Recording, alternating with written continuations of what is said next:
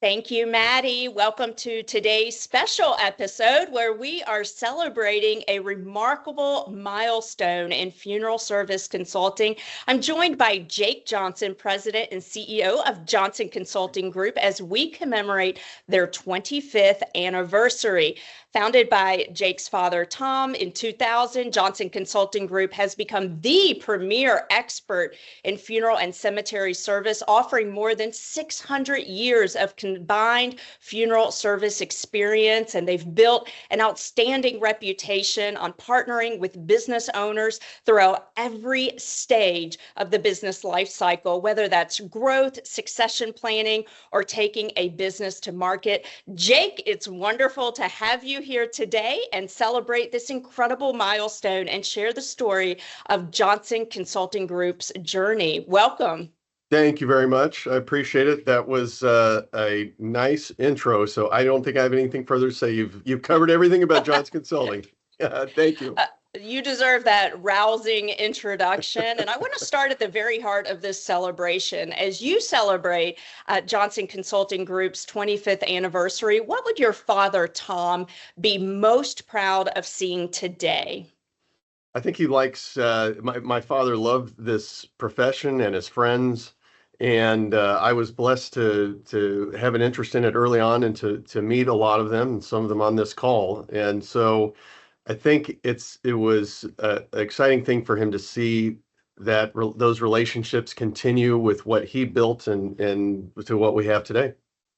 It's beautiful to hear about your love for funeral service, your father's love for funeral service, and especially about his vision coming to life. And it's obviously that the apple didn't fall far from the tree, which brings me to my next question. You've grown up in funeral service. What drew you to continue your father's vision rather than pursuing a completely different path? Right. It was at an early age, getting to meet the funeral home owners that he worked with in Los Angeles. And then the neat part of that was not only get to meet these people at such a young age, and they were so gracious, but I learned that it wasn't because they weren't gracious necessarily because my father was there with me. They were gracious because they were funeral people.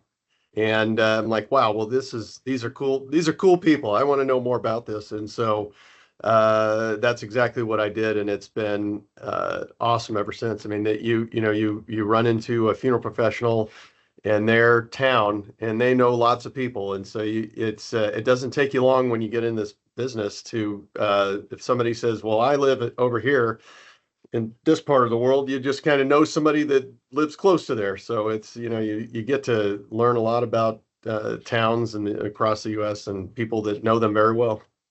I agree. Funeral service people are cool. They're very special. And it is interesting to hear their path, their connections in the community and the towns that they live in and that they serve. And your personal connection to the mission is evident in your dedication. And speaking of vision and evolution, how has the mission of Johnson Consulting Group evolved from when your father founded it in 2000 to where you are today? Yep. So Dad really, I think he tried to retire and he just knew a lot of people. And so they kept asking him questions. And he said, well, maybe I should do some consulting. And all of it was based around helping people figure out the value of their business, buying a business, selling a business.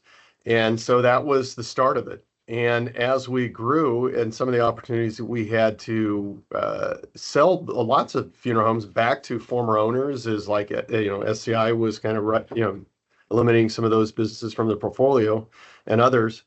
Those people were asking for more help, like how can you do can you help us with the accounting and the consulting, if you will, or the coaching or the onboarding of the business, as well as we wouldn't need our customers surveyed. And all of those were, my father had contacts for the people that did that over the years with his business. And so they were easy contacts for me to reach out to and say, hey, I think we have something here. People need more than just selling and buying a business. And so that was the evolution to what it is today. It's kind of a complete 360, life cycle of the business. That evolution shows real wisdom and adapting and staying true to core principles while helping people, especially those owners who came back into the business and was running their business in perhaps a different way than before. So, what's the most important lesson that your father taught you about business that still guides you today? Hmm.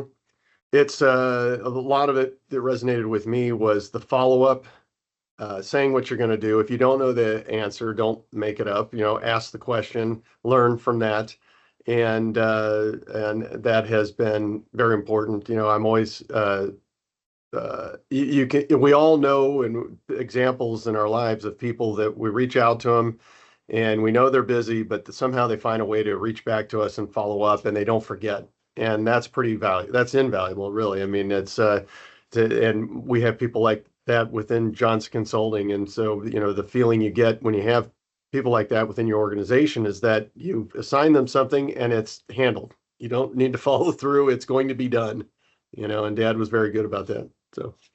Those foundational lessons, like you said, are invaluable. And what I appreciate about you, Jake, is that you brought your own rich experience to Johnson Consulting Group. Your background spans from Keystone Group Holdings to Palm Mortuaries to now running your own operations. How has each experience shaped your consulting philosophy? Yeah, it's been a great journey. The I want to say I was roughly 23 years old when I was helping Steve Tidwell do financial modeling in his townhome in Cincinnati, and then Keystone was born, and we all moved to Tampa, and having that opportunity to set up systems for accounting, and I mean all the way from expense reports to answering a phone to the financial analysis and being the corporate development director at Keystone. That was a great experience in itself at such a young age.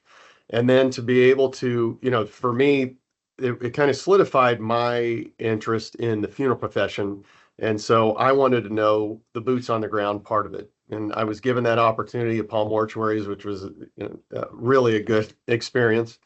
And so doing funeral arrangements, managing a funeral home, a large funeral home, and then managing all the cemeteries, being on their board, their corporate board, it was really a lot of fun. So all of that, when you brought that together with doing, re-entering then into consulting, it really kind of rounded it out well. And what was cool about it was Dad at his age and me at my age, we were kind of in our own succession plan, if you will. So we had our own generations of funeral professionals that we knew. So it really created a nice generational plan. Your diverse experience has definitely given you a front row seat to some major changes. And we know that funeral service has changed dramatically over the past 25 years. What's been the most significant change that you have witnessed? Gosh, I would say we all knew cremation was rising, and for my father being in California, they always seem to be on the forefront of the cremation. But the biggest thing I would say is the technology, of course, in the space. We knew that was coming, but the way in which payroll is handled and the cost of labor and how we take care of people and find them, that's been a big change on the profit and loss statement, but it's also been a big change for owners to realize, what can we really ask? What is this next generation wanting? The balance in life. I always say family, health, and wealth in that order. And people want it.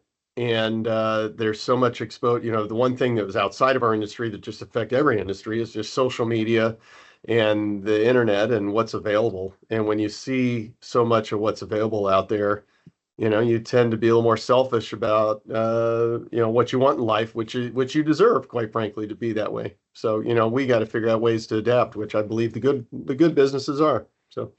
Those fundamental changes, especially when it comes to technology, ripples through everything. And I want to dive a little bit deeper into one of those major shifts that you have already mentioned, which is the rise of cremation.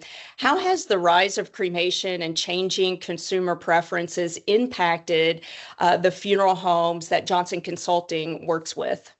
Yeah, I mean, it's you've got to certainly the training that exists within that arrangement room, but the revelation for me at my own funeral home is noticing that, certainly recognizing that there are two different customers out there. You know, you have your traditional customer that sees that value in what we've done for years and years, you know. And then there's the customer that maybe they see the value, but they want it to be very quick. They want a direct cremation. You're not going to teach them otherwise, and so they want that direct cremation. So you have this online cremation business, and then you have the traditional funeral home, and they're clearly two different customers. You know, it's interesting. You know, for us, the experience to start that up in my funeral home and add 20 more calls a month without taking my own calls. Like, well, where do these people come from? You know, so that's been interesting, and the customers really it's put a even more emphatic focus on budgeting and looking at how we spend what we have in our business. And to me, it's always fascinating if you sit in other entrepreneurial groups outside of funeral profession. All they talk about is marketing. How do we get our name in the market, our brand, find more customers, if you will. You know, that's kind of an odd thing to say within funeral service, but there are families out there that you know, have options with multiple funeral homes. And how are you the choice, the preferred choice? So, you know, I think there's things to be done as it relates to structured marketing and making sure, again, with rising cremation in the way that's affected profitability, you know, paying attention to every dollar and how it goes out the door, you know. Like you said, consumer preferences are absolutely reshaping funeral service. And along with that comes a greater focus on the overall experience. What role does the customer experience play in a funeral home success, and how has that focus evolved? Yep. So the customer service is the key differentiator anymore. You know, you get online and you see descriptions and pictures and everything like that, but you go in and meet somebody face to face, and that experience is how you're going to differentiate yourself. And so it's very important. It's very important to understand what drew them to the business, what they liked about or cared about the service that you provided, what are things maybe you could have done to make sure you're following these consumer changes. But the survey plays a very important role in that, especially for me. You know, all the different entities that I own. I mean, it's my way of seeing what's going on in the building and not being there every day. You know, so very important. And you know, that you utilize that for online reviews and what have you. I mean, that's how people are selecting businesses, you know. The survey piece is so incredibly crucial, and we touched upon technology just a bit. It's been a total game changer in funeral service. I want to dive deeper into that. What role has technology played in transforming those funeral home operations, and how do you help clients adapt to that may come to you, and that's their biggest challenge in that moment? Right. Well, you have so many, you know, it starts with the case management system. I call that the tip of the spear in a way. As far as the service delivery, the website might be the tip of the spear from the marketing, you know, perspective. But how that case management system is set up and utilized by the staff is critical, because it's really, and you've seen this more recently, I mean, it's really as much of a customer relation management system as it is a project management system. And the good case management systems are doing that, you know, or they might have even started as a CRM and integrated that. That's very important. You know, the thing I learned managing high volume business in Vegas is that if you're going to segment out responsibilities, if you don't have a good system in place to leave those notes and that warm handoff, not cold handoff to these customers, you're gonna have a break in that customer experience, which is not good.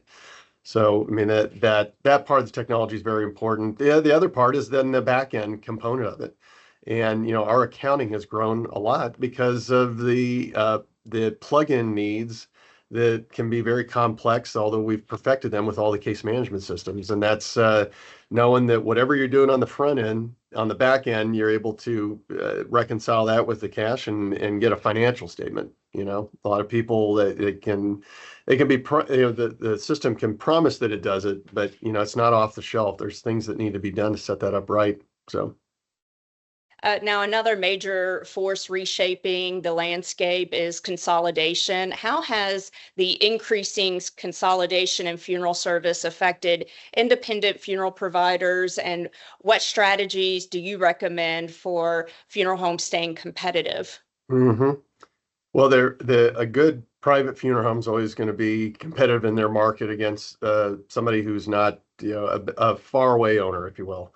What the big guys have figured out that have bought these funeral homes is that they've done a much better job taking care of the people than they might have done in the past, and so they're more competitive. And one angle for them is let's have a good pre-need program in that market and make sure that we're reaching out. It's just one way of marketing, but the with consolidation, it's amazing how many there are still so many good, great, and many private funeral homes out there.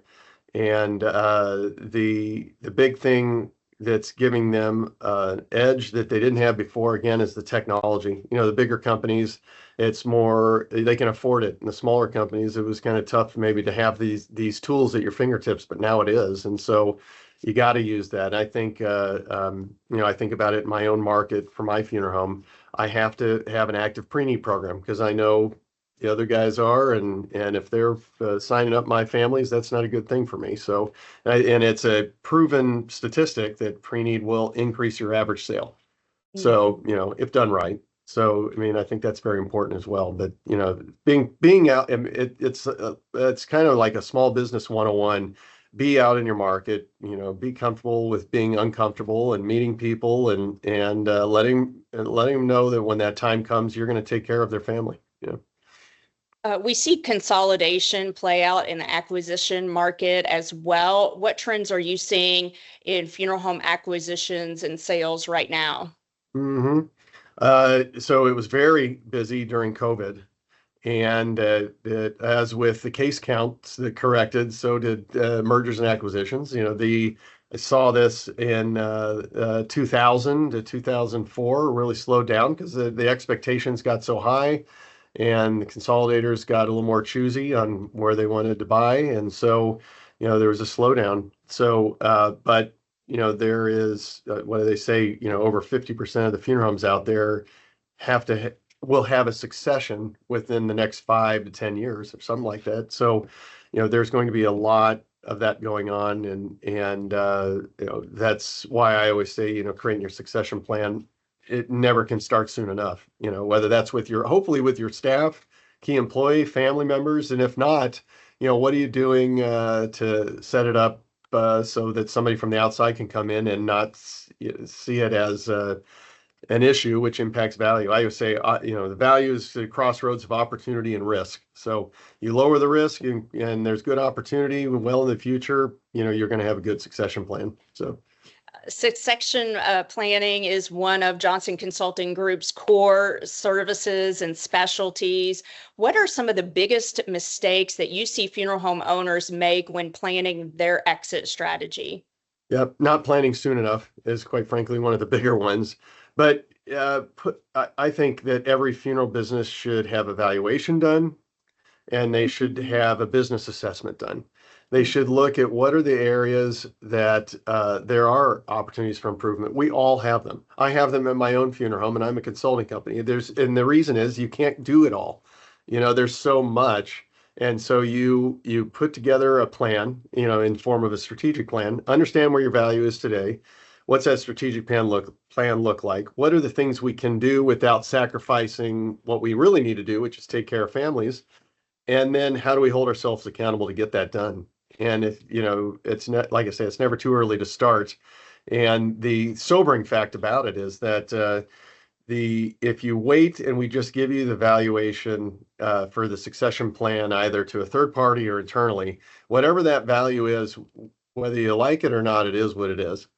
And the sobering part is that might have been the value 5 years ago, and there probably were ways to make that a different number for you if you would have planned. So, it's we all will eventually have a succession in our life. And so what we do about that, that quite frankly puts us in a position of lesser stress, if nothing else, on top of just selling is very important.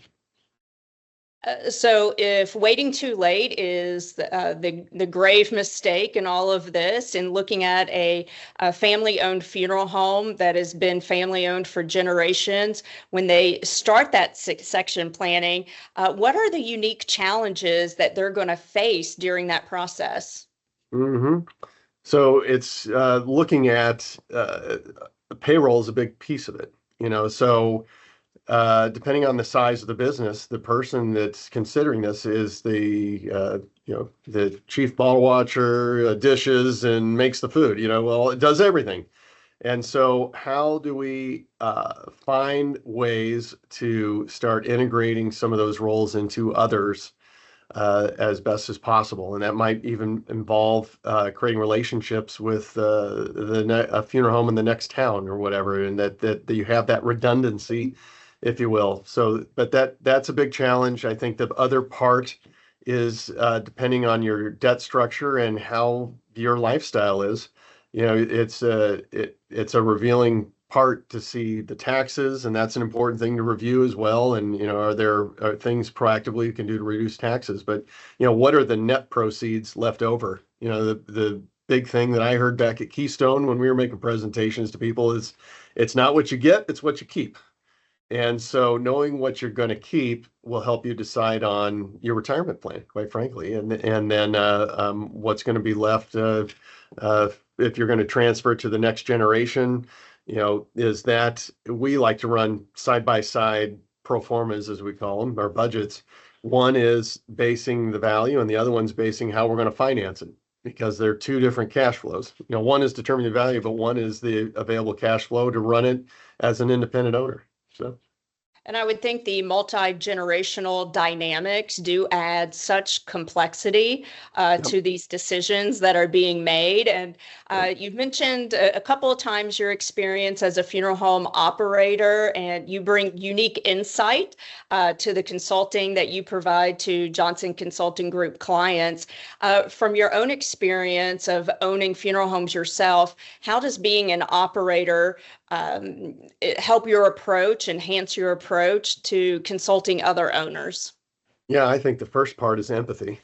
You Mm. know, I when I worked at my father's firm before I worked at Keystone, I'd call funeral homes. I was working in the accounting department. I'd call a funeral home Monday morning and ask for things I needed for general ledger like edits I was doing.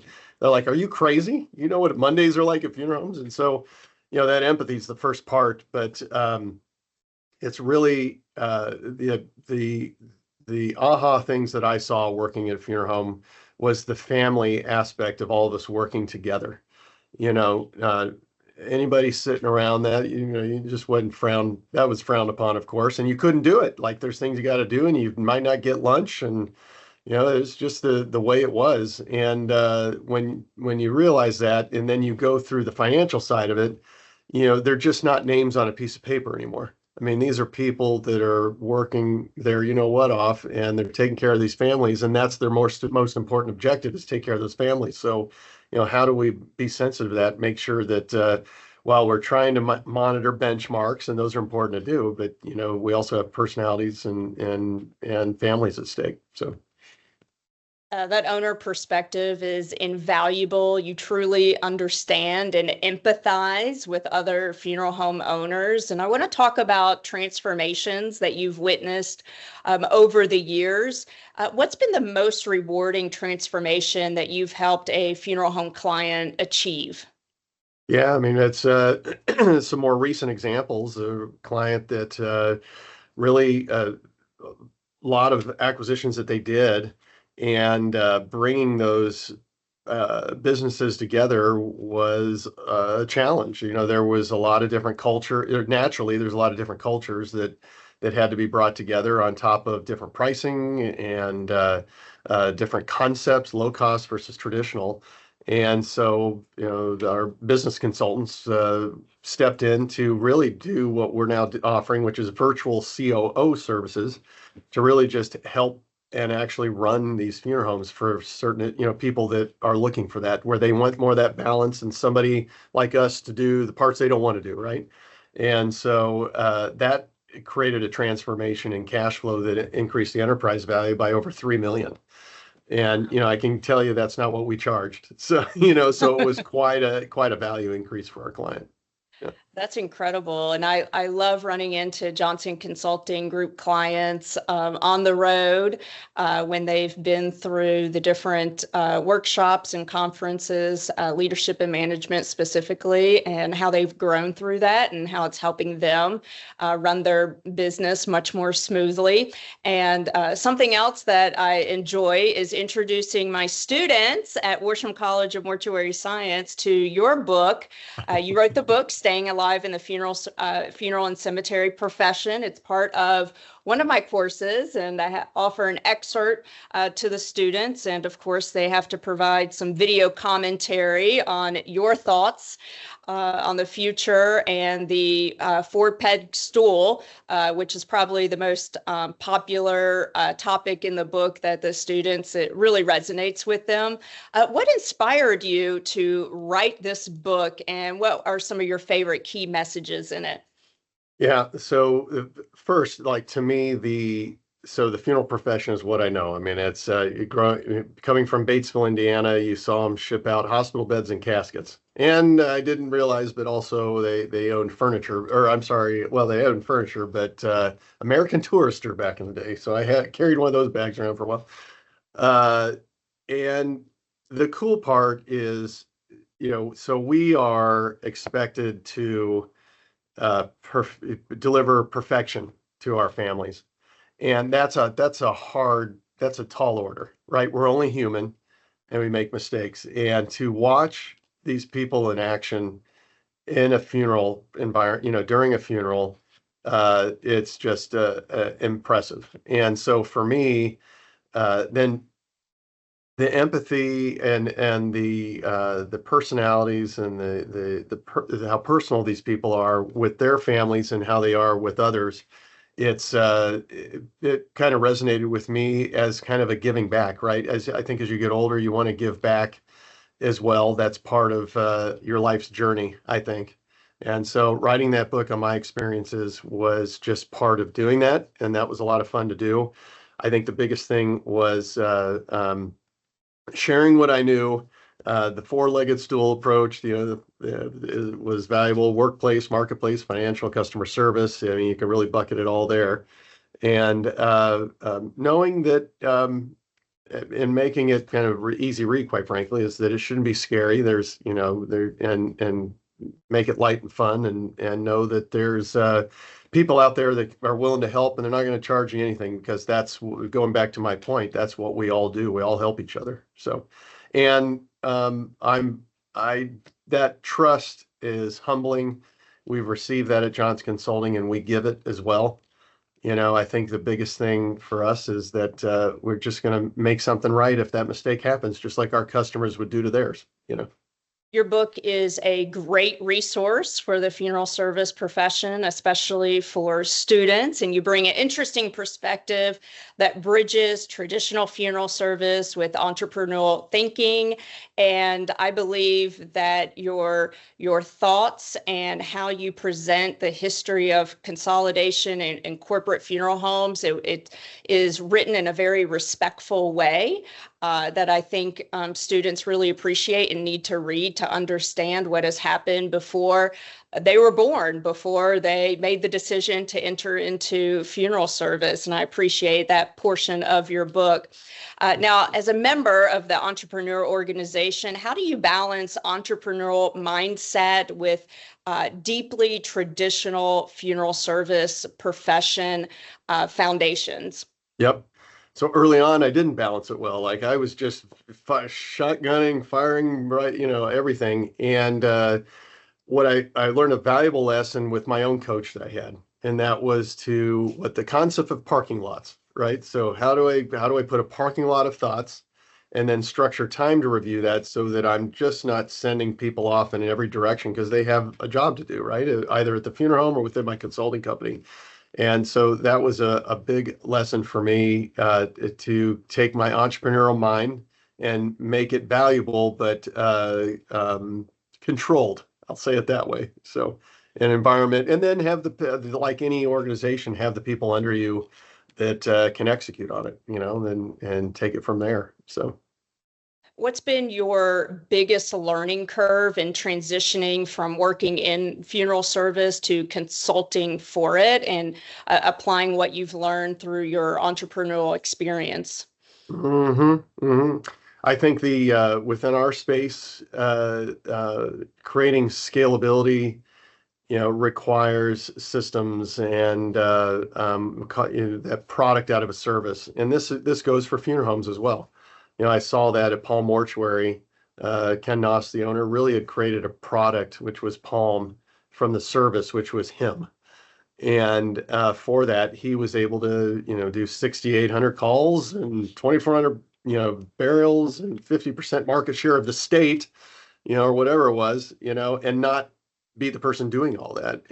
But that didn't happen overnight. That required systems and coaching and leading by example and all of those things. So that was very important.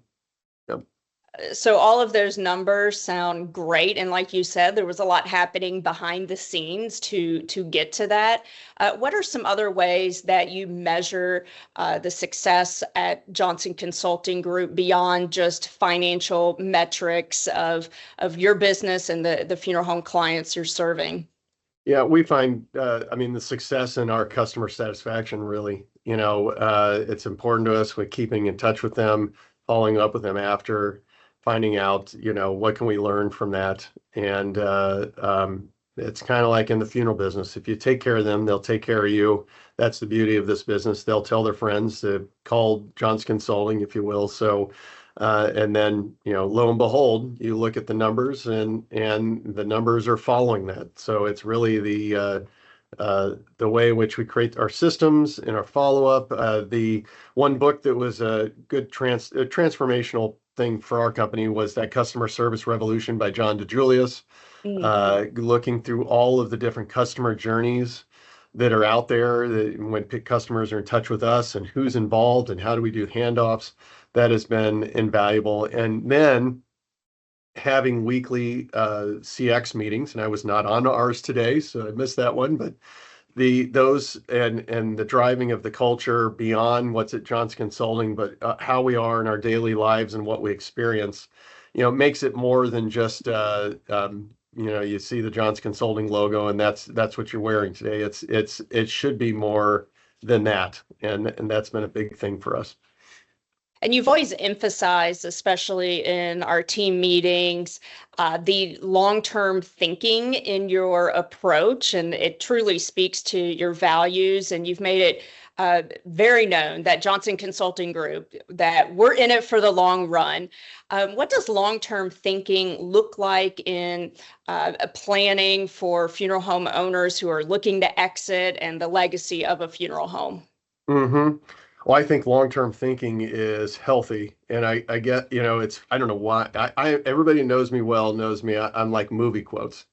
And if you think about, I think it was Andy Dufresne, when he was talking to Red, he was talking about hope. And that's what kept him alive and kept him going in such a horrible environment in the prison. And to me, it's not like I'm not in a prison, but, I always say that your success is limited by your vision.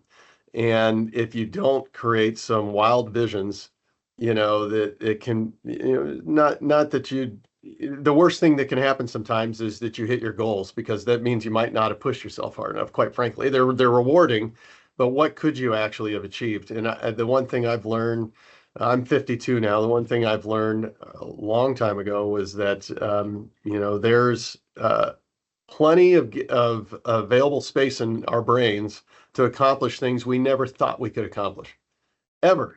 And sometimes, whether that's somebody pushing us at a gym or just jumping in because you've set this goal and you're going to see if you can hit it. And you reflect back and you look back on a day or a week and you're like, holy cow, we can really do some things here. And I didn't know I could do that much, and then you got to balance that with all the other things in life. But it's amazing what you accomplish if you can dream, you know. So I want us I think a to. lot of us just don't dream enough, quite frankly. So. Oh, yeah, I think you're right about that too. So I want to look at the next 25 years. What do you think funeral service will look like in the next 25 years where you're going to be 77? That's sobering. Okay. Uh-huh. Let's see. Let's see. The average mortality is 78. Okay, I got to get on my visions here. The the independent funeral home will always be a strong business in the community. I mean, there's just no beating it. I talked to an independent funeral owner this morning. I mean, where else would I go? His family is fantastic. So you'll always have the strong independent funeral home owners. There will be continued consolidation, as the next generation has their opinion. It's not so much of like an automatic adoption that you're going to take on the family's business. You have questions and you want to know what else is out there, and that's the dreaming part, right? So I think if the sooner you allow the next generation to explore that, the better it will be when it comes time for you to really make a decision, that they've really had the chance to weigh that, instead of it being their decision to hastily say, well, if I have to make a decision now, let's just sell the business. So I think there will be consolidation. I think to me, cremation rate, I just feel like it'll kind of cap out at 80%, somewhere around 80% or something. I mean, that's where my funeral home is, and we've been living that dream, if you will, for more than 20 years, and it's just kind of been there, and but I think that rise in cremation is a rise in opportunities as well. The thing I always like saying is a crisis is a terrible thing to waste. And so if you see something as a crisis for you and for others, that's also an opportunity for you to take it from others, so there will always be opportunities. Technology, I'll be curious about how the states and the licensing adopt to more to this cross-border, like funeral arrangements or virtual arrangements, if you will, doing them online. So, there's a lot of cool things coming down the road that mean changes, and it's not what we're used to, and that can make us uncomfortable, or we can dream big and make it happen. As you look towards the future, what excites you the most about the next chapter for Johnson Consulting Group? And are you going to have a sequel to your book? Yeah, I think, yeah, I've thought about the sequel to the book to really draw upon my father's friends and their history. That, I got a call yesterday from an individual that knew my father when he was at IFS. There are people that don't know who IFS was anymore. And that was kind of the they were in conjunction with SCI, kind of the first acquirers out there, and Paul Hamilton and whatever. I think there's some history. It'd be cool to kind of write, they really go back in the archives of the history of consolidation, if you will, and then probably continue to reflect on my own experiences and see how that can help. But for Johnson Consulting, we've really, especially over the last 2 years, we've really dialed in like how we do what we do, to create that scalability and also that balance for the people at Johnson Consulting. I've always had a position in my career that anybody that ever worked for me, including myself, I want to have a good work environment. I want it to, I don't want to go at the end of the day, with carpal tunnel syndrome. So I want good equipment and good lighting, and we have that discussion even for our employees that work at home, and a lot of them do. How you do that, and how do we maintain our mental health. So that's a lot of fun to do, because you become a good workplace of choice, and that's very rewarding. So to me, creating my own succession plan where I can put myself in a position where my father was, of being of assistance and bringing people up within the organization to run the different parts of Johnson Consulting is already happening. So it's a lot of fun. Excellent. What advice would you give to someone who is considering entering into funeral service, or they're starting mortuary school? I know many of my students will be watching this recording for extra credit. So the cool thing is, again, it's such a personal business that it would be hard to find. I'm sure they're out there. It'd be hard to find a funeral home that wouldn't accept you as a stranger saying, I'm interested in funeral service. In fact, you'd have to watch out because they probably want to hire you right away because they're looking for people, right? And I think it's to use the resources, the contacts, people like me, people that are on this call, yourself, that know people, because we're a good network, right? And we know a lot of people, and we can find somebody in their neighborhood that will take them in to show them that experience and get that trial to see if it's something that they like. I think I learned another lesson for me, and I maybe mentioned it in my book, was I played music for all of middle school, high school, and part of college. And I'll one of my lessons, I came not prepared. Um, I thought that I was doing well enough. I was first chair in jazz concert and marching band. I kind of was the guy at that point. And The guy that I was doing lessons with was really the guy. I mean, he's still a professional musician, plays in Las Vegas and what have you. And he looked at me and he really laid into me. And he said, if this is not what you want to do, that's okay. But if it is, don't just like immerse yourself in it. Go beyond what I'm telling you. Learn, be involved, go see concerts, go, is that related to, music? But if you're going through the motions and you're okay with it, then that's okay. If you're going through the motions and wondering why you're not finding more fulfillment out of things, well, then that reason is because you need to, immerse yourself in books, go to conventions, meet other people in the space, join an association, join a study group. Those are very valuable. But you get, it's like so many other things in life. You get what you put into it, and you'd be surprised how much you can get when you put a lot into it. So. That's great advice, and funeral service is blessed to have you. You had a decision to make. You could have been on the Lawrence Welk show or come to funeral service. So we're happy to have you here for the long haul. But for anyone who's watching or listening that is not currently a Johnson Consulting Group client and they're a funeral home owner, they're struggling with their business, what's the first step that you would recommend for them? Yeah, certainly the first thing is, of course, pick up a phone or type in an email.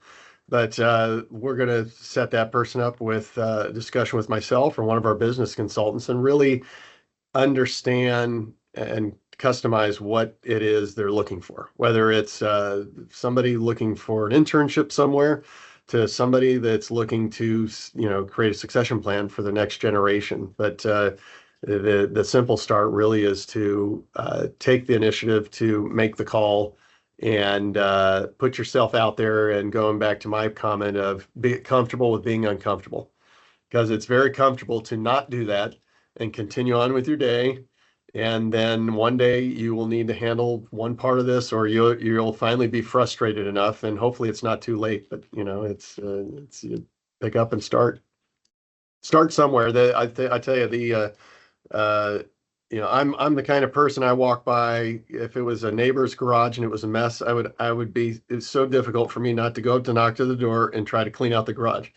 And I think that a lot of us, we look at the top and we're excited about that, but we don't want to do the climb, or the climb looks so difficult, we don't want to start. And part of getting that climb going is just making the first step. And compartmentalize the journey. I call them stage gates. If you try to put the whole journey into one bucket, it is overwhelming. There's just too much to do. So you create your stage gates, and what's the first phase going to be?